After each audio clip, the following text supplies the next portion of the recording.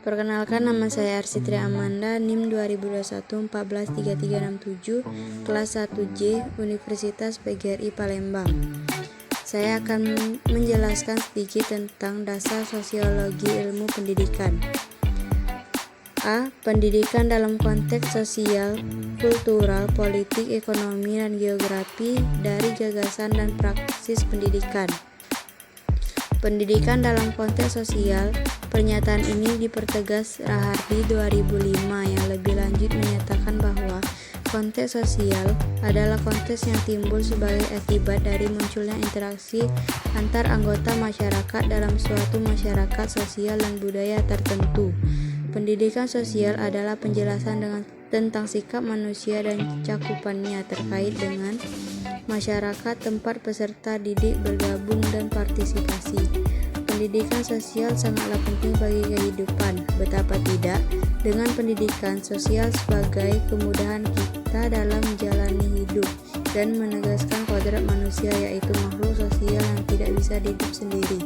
Contoh kecil yang kita alami dalam melakukan pendidikan sosial seperti saling berinteraksi.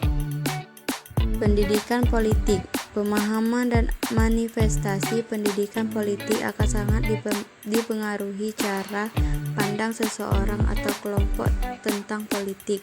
Dalam realitas, pemahaman dan realitas pendidikan politik sering dibatasi dengan pemahaman tunggal, yaitu formal politik. Misalnya, politik dipahami dengan kekuasaan pemerintahan negara, konstitusi, partai politik, dan pemilihan umum. Kesadaran politik warga bangsa diwujudkan dengan keterlibatan atau partisipasi mereka dalam pemilihan anggota, wakil rakyat, dan eksekutif. Konsep dan misi pendidikan politik sering juga disebut pembelajaran politik, political learning, atau sosialisasi politik. Jalan proses pembentukan serta pengembangan sikap dan perlakuan politik.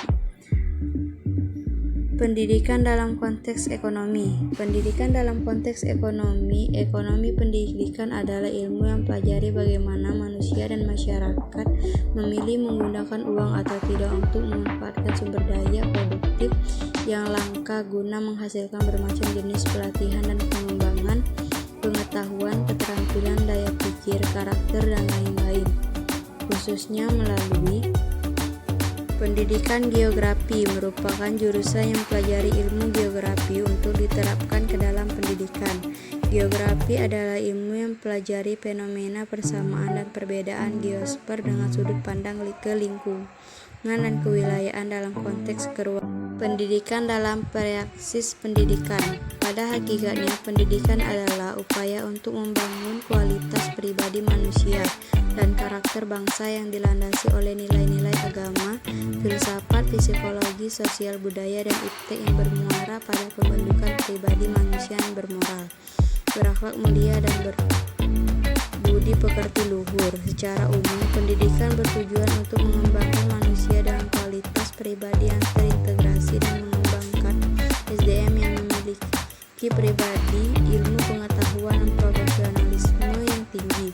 Agar pembelajaran berlangsung efektif, pendidikan harus mengetahui tentang 3 hal, yaitu 1. Memahami secara mendalam tentang hakikat konsep dari perubahan perilaku secara didik.